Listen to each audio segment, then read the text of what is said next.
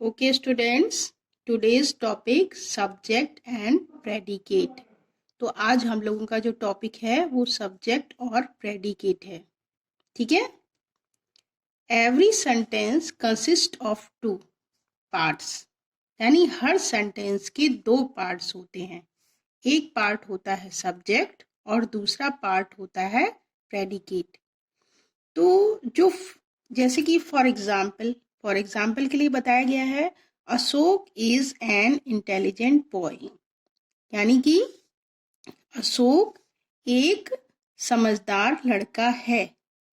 अब इसमें ये आता है कि इसमें सब्जेक्ट क्या है और प्रेडिकेट क्या है.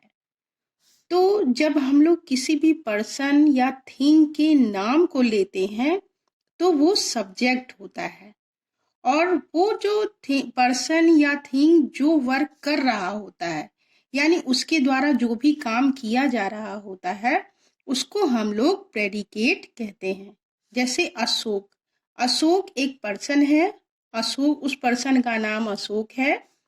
फिर इज एन इंटेलिजेंट बॉय, वो एक समझदार लड़का है, यानी एक पर्सन के बारे में ये बताया जा रहा है कि वो एक समझदार लड़का है.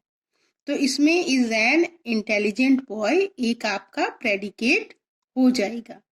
तो इस तरह से जो सेंटेंस होते हैं उसके टू पार्ट्स होते हैं, एक होता है सब्जेक्ट और एक होता है प्रेडिकेट. सब्जेक्ट में पर्सन और थिंग का नाम होता है, और प्रेडिकेट में उसकी जो भी उससे रिलेटेड जो भी चीजें होती हैं, उसका काम या उसके बारे में बताना या उसकी जानकारी, उसको हम लोग प्रेडिकेट कहते हैं. फिर नेक्स्ट आता है the poor little girl sat in a corner, एक गरीब लड़की एक कॉर्नर में बैठी है. तो अब इसमें क्या है, द पुअर लिटिल गर्ल, इसमें ये पूरा एक सेंटेंस जो है ये आपका सब्जेक्ट है. द पुअर लिटिल गर्ल, एक गरीब छोटी लड़की. तो एक गरीब छोटी लड़की क्या है, एक सब्जेक्ट है, और वो क्या कर रही है, सेट इन अ कॉर्नर, एक कोने में बैठी है. तो जो गर्ल है वो एक पर्सन है, उसके बारे में मतलब पुअर लिटिल गर्ल है, एक छोटी गरीब लड़की है. तो ये पूरा पार्ट एक सब्जेक्ट है, और वो क्या कर रही है, एक कॉर्नर में बैठी है. तो वो उसका प्रेडिकेट हो गया. उसी तरह से थर्ड वाला, the elephant has a long trunk, एक हाथी है जिसके पास एक लॉन्ग ट्रंक है, एक लंबी सूंड है. तो एलिफेंट जो है वो क्या है, एक एनिमल है, और उसका नाम जो है एलिफेंट है. और एलिफेंट की क्या होती है, एक लॉन्ग ट्रंक होती है, एक लंबी सूंड होती है. तो एलिफेंट आपका सब्जेक्ट हुआ, और ट्रंक उसका हैज अ लॉन्ग ट्रंक उसका प्रेडिकेट हुआ. उसी तरह से my watch keeps good time, मेरी जो घड़ी है वो अच्छा समय देती है. तो इस तरह से my watch keeps good time, my watch आपका सब्जेक्ट है, कीप्स गुड टाइम एक उसका प्रेडिकेट है. Now sometimes in sentences expressing order or request the subject is left out. कभी कभी जो सेंटेंस होते हैं उसमें एक ऑर्डर और एक रिक्वेस्ट होता है.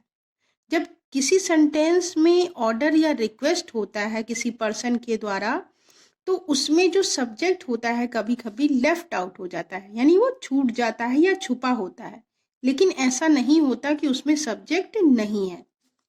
फॉर एग्जाम्पल, सिट डाउन, बैठ जाओ, इसका मतलब बैठ जाओ, यानी कि किसी को कहा जा रहा है कि आप बैठ जाओ, तो इसका मतलब होगा यू सिट डाउन. तो इसमें यू जो है वो साइलेंट आपका सब्जेक्ट है, और सिट डाउन उसका किया हुआ वर्क है. तो इस तरह से यू जो है वो सब्जेक्ट और सिट डाउन प्रेडिकेट, यानी सिट डाउन में यू छुपा हुआ सब्जेक्ट है. उसी तरह से thank you, thank you means I thank you, इसमें आई जो सब्जेक्ट है वो लेफ्ट आउट है, छुपा हुआ है. थैंक यू में आई है लेकिन वो छुपा हुआ है, क्योंकि वो एक ऑर्डर या रिक्वेस्ट के रूप में प्रेजेंट किया गया है. तो इसी तरह से thank you means I thank you, यानी मैं आपका धन्यवाद करता हूँ. तो इस तरह से हम लोग देखते हैं कि सब्जेक्ट और प्रेडिकेट एक ही सेंटेंस के दो पार्ट होते हैं। जो किसी पर्सन का नाम या थिंग का नाम होता है या कोई भी ऐसी चीज जो कि भी किसी काम को करने के लिए रखी गई है, उसे हम लोग सब्जेक्ट की तरह यूज करते हैं। और प्रेडिकेट जो होता है वो उस सब्जेक्ट के द्वारा किया हुआ काम या उसके बारे में की हुई जानकारी या बात होती है। तो इस तरह से हर सेंटेंस के टू पार्ट्स होते हैं। कभी कभी सेंटेंस में जो सब्जेक्ट होता है वो हाइड होता है, लेफ्ट आउट होता है, लेकिन इसका अर्थ ये नहीं होता कि उसमें सब्जेक्ट नहीं है। जैसे सिट डाउन, इसमें आई यू साइलेंट है। Okay okay students, today's homework, Sita sings well, Sita अच्छा गाती है। इसमें आपको सब्जेक्ट और प्रेडिकेट अलग करके हमें कमेंट बॉक्स में सेंड करना है। Thank you students.